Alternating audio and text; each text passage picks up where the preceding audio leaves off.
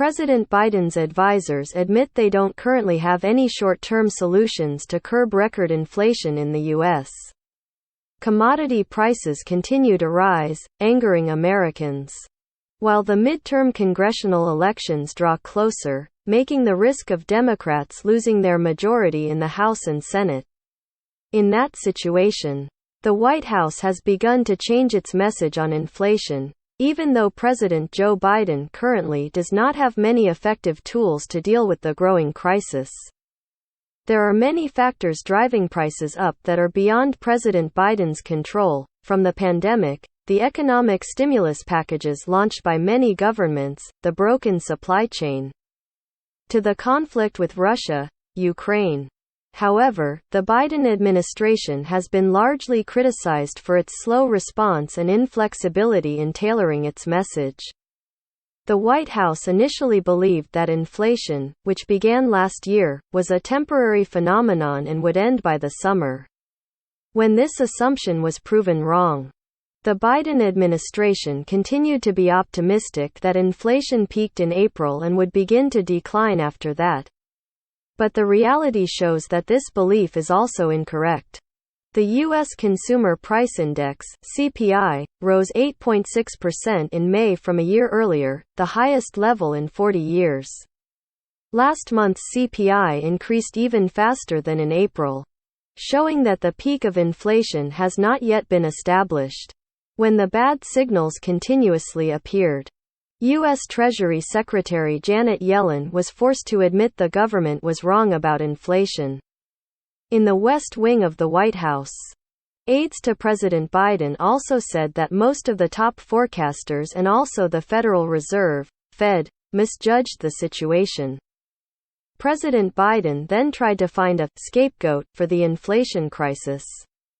Speaking while visiting the Port of Los Angeles on June 10, he blamed Russia's military campaign in Ukraine for contributing to soaring gas and food prices, pushing inflation in the U.S. to a 40-year record.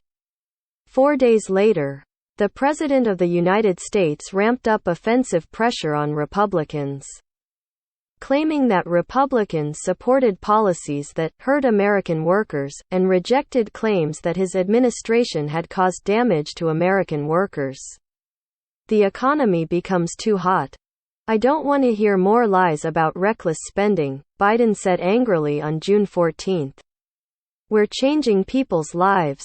But Republicans kept the same message, saying that it was the strong economic stimulus packages of the Democrats after the pandemic that caused inflation to rise. They pay people who don't work, hand out big stimulus checks and expand government healthcare programs, ignoring all the inflationary warnings they will cause, the MP said. Republican Steve Scalise said. Observers said that President Biden's attacks on Russia or the Republican Party were difficult to convince American voters. When his administration could not launch effective tools to reduce the inflation momentum. Polls show that inflation is an issue of great concern to American voters. More than the Russia-Ukraine conflict or the recent spate of mass shootings. That fact forces the White House to act with all its might to find a way to deal with the typhoon crisis. In the face of record gasoline prices, President Biden ordered the release of an unprecedented amount of oil from the U.S. Strategic Reserve. When the measure to free up strategic oil reserves did not work, the White House earlier this week announced that President Biden would visit Saudi Arabia next month to persuade the country to pump more oil into the market. Biden has repeatedly expressed reluctance about his plans to visit Saudi Arabia and meet Crown Prince Mohammed bin Salman Al Saud, the man accused by U.S. intelligence of being behind the assassination of opposition journalist Jamal Khashoggi. The promotion of his plan to Riyadh shows that he now has few options to cool down gasoline prices in the U.S. Although there is no guarantee that Saudi Arabia will accept an increase in oil production. President Biden recently published in the Wall Street Journal his plan to fight inflation. The solution includes allowing the Federal Reserve to raise interest rates without being affected by pressure from the government. in addition to a list of previously announced initiatives to fix stalled supply chains, spend more on infrastructure and offer more tax credits for clean energy.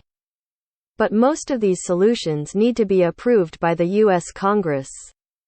This seems unlikely in the remaining 6 months of 2022, in the context of America's deep bipartisan divide today. White House aides also conceded that even if such measures are approved, they will not be enough to bring down inflation in the short term. "I was skeptical about the top inflation story and still is," said former U.S. Treasury Secretary Larry Summers. "I still maintain the view that we are unlikely to be able to reduce inflation in a gentle way or not cause the unemployment rate to increase significantly in the future."